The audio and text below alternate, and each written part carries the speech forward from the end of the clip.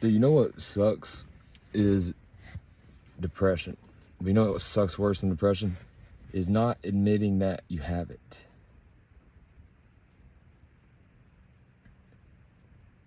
And running from it, because the truth is that I've realized, not made up, experienced, a period of depression can be a beautiful thing. It's a true opportunity for you to grow and separate yourself from the very things that have led to you becoming depressed. And the horse story, that is the truth of what happens if you try to act like you're not depressed and run from it. Those very parts of you sink so deeply into the seed of and become and embody as your way to escape them. Think about like looking at a costume that's just horrifying and you want to get away from it, but you can't get anywhere. What are you gonna do to get away from it? Put the fucking thing on. It's like that. And you walk around in the costume of the very demons that you have and can't deal with yourself as them. And it's just the truth, and it's nobody blaming you here. Hell, I don't blame you if you run from it the rest of your life. It's very hard, and it's very hard to navigate because there's not much of an understanding of it outside of this terrible tainted thing we've casted over it.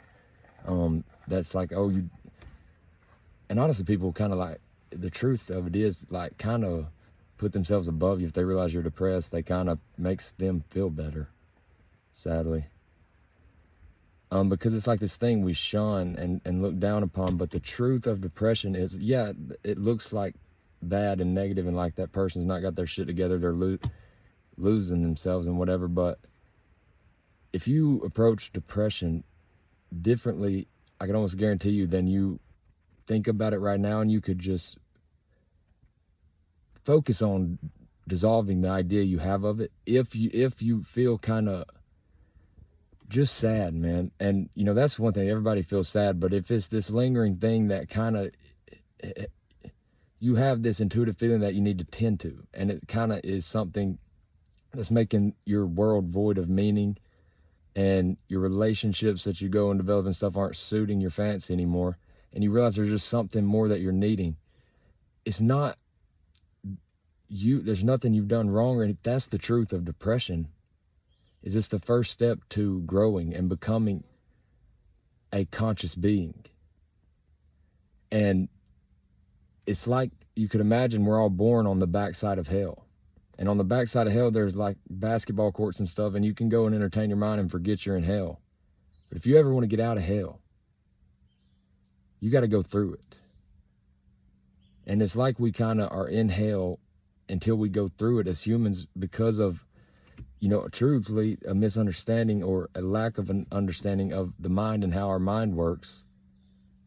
I wouldn't hire psychology myself for $5 an hour to tell me the answer to that question. We just don't have it. But whatever it is leads to this being the case where you've got to go through that depression, but it is truly a bounce off of the bottom. If you approach it and realize and understand it to be, and even if you don't over time, it will be something that leads to you experiencing a happier state of being.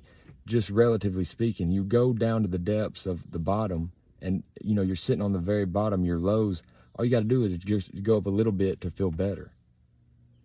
But if you can approach depression as something not that is bad, not something you want to run away from, but something you want to turn into and develop a relationship with, and give it a chance to show you that what it is healing. How do you heal? You have to hurt a little bit. You have to isolate yourself, and you have to understand the very things that you don't understand and misunderstood that are causing you to feel that way. It's not the end of the world, and you shouldn't blame yourself if you feel depressed.